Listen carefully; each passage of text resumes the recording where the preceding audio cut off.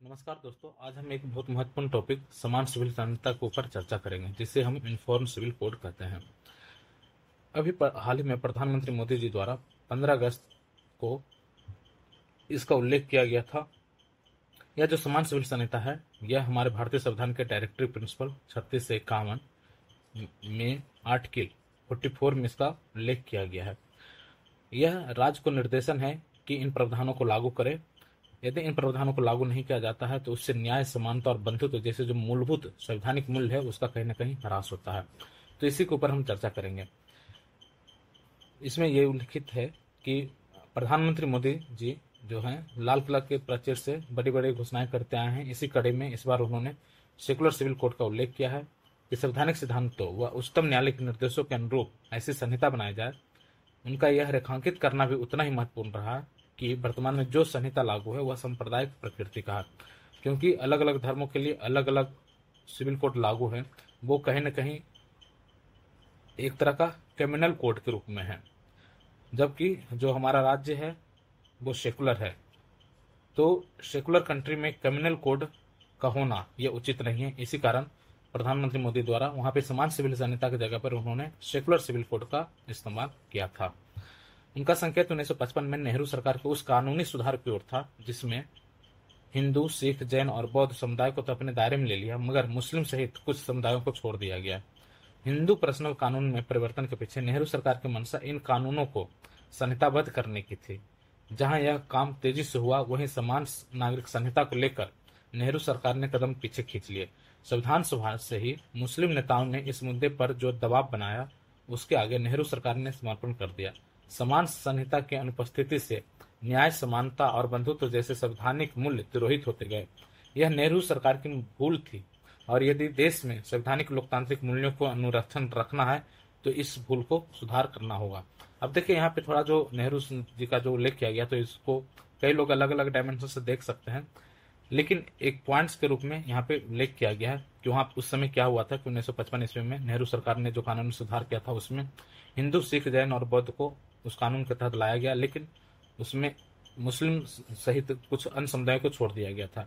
तो यह कहीं न कहीं एक तरह से कम्युनल कोड को यहाँ से एक बढ़ावा मिला, जो सेकुलर कोड जो है या समान सिविल संहिता है उसके मूलभूत सिद्धांतों के अनुकूल नहीं है।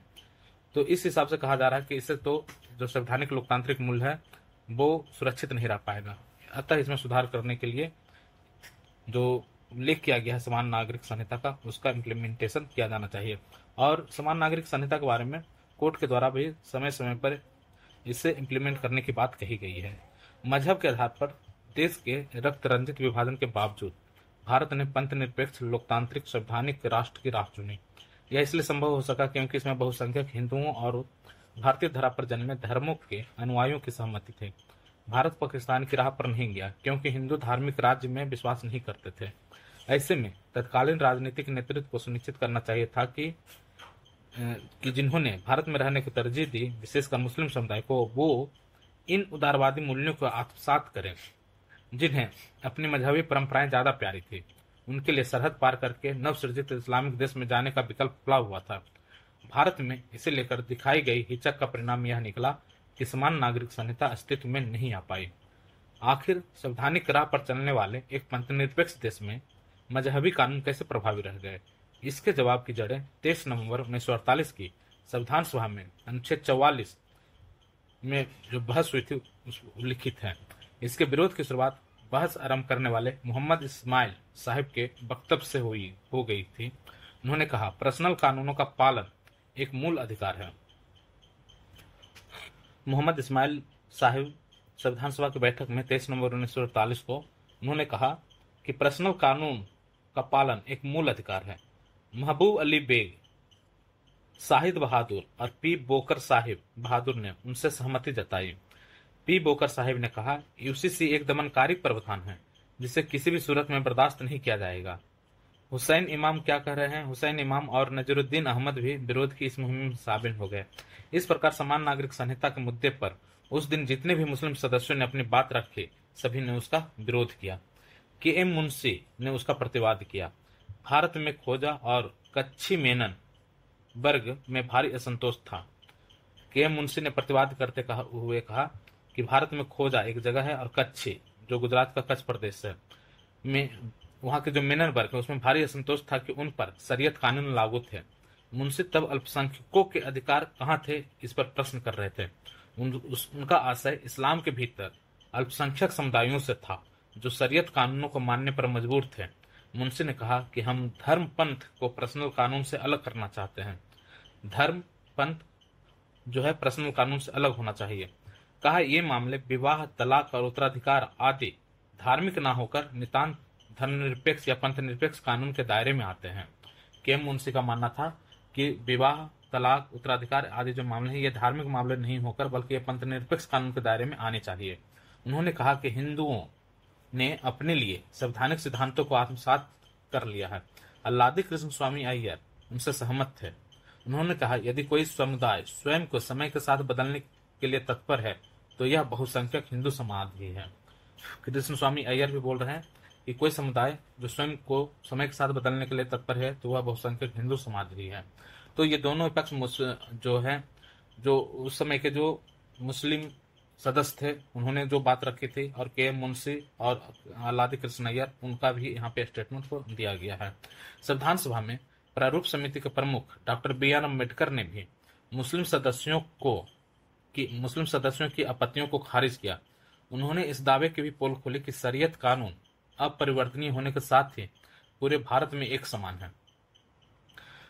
जैसा कि माना जाता था कि शरीयत कानून अपरिवर्तनीय है और पूरे भारत में एक समान है, उसकी भी पोल खोली। उन्होंने याद दिलाया कि नॉर्थ वेस्ट फ्रंटियर प्रोविंस में 1939 तक मुसलमानों पर शरीयत कानून लागू नहीं थे। 1939 तक मुसलमानों पर शरीयत कानून लागू नहीं थे। उत्तराधिकार आदि में वे हिंदू कानून का ही पालन करते थे। साथ ही 1937 में शरीयत कानून लागू होने से पहले तक संयुक्त प्रांत, मध्य प्रांत, बॉम्बे में इसका पालन हिंदू उत्तराधिकार कानून के अनुसार ही किया जाता रहा। तो मालाबार में मुसलमान मात्र सत्तात्मक कानून का पालन करते थे, इसलिए उन्हें मुस्लिम सदस्यों के सभी संशोधनों को भी खारिज करना पड़ा। स्वतंत्र भारत के आरंभिक वर्षों में राष्ट्रीय नेतृत्व ने जिस भीरू भीड़ता का परिचय दिया उसकी कीमत आज भी चुकानी पड़ रही है। सुप्रीम कोर्ट ने बार बार इस मुद्दे को छेड़ते हुए समान नागरिक संहिता की आवश्यकता पर जोर दिया।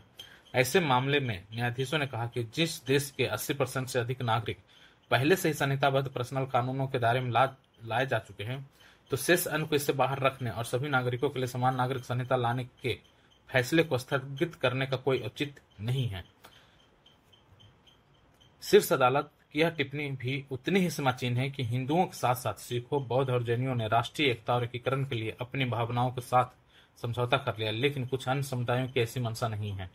यह भी तब जब संविधान पूरे भारत के लिए एक समान नागरिक संहिता का निर्देश देता है। इसलिए पीएम मोदी का कहना है कि उपयुक्त समय आ गया है कि हम सेकुलर कोड यानी पंथ निरपेक्ष नागरिक संहिता की दिशा में आगे बढ़े। हमें सुनिश्चित करना होगा कि मजहबी भावनाएं संवैधानिक मूल्यों, प्रावधानों को राह में रोड़ा ना बने। जब भी मजहबी बातों और संविधान के बीच विकल्प चुनने की बारी आए तो संविधान को प्राथमिकता दी जानी चाहिए। सीधे और सरल शब्दों में कहें तो संविधान ही सर्वोच्च है। कुछ इसी प्रकार का संदेश स्वतंत्रता दिवस पर प्रधानमंत्री के भाषण से झलका। भारत के संविधान की सर्वोच्चता को सुनिश्चित करने के लिए समान नागरिक संहिता को हर हाल में लागू किया जाना चाहिए। ये हमारा समान नागरिक संहिता के ऊपर कुछ लेख था, उसमें कुछ पॉइंट्स थे जिसे हम अपने मेंस या फिर किसी एग्जाम में हम यूज कर सकते हैं। धन्यवाद।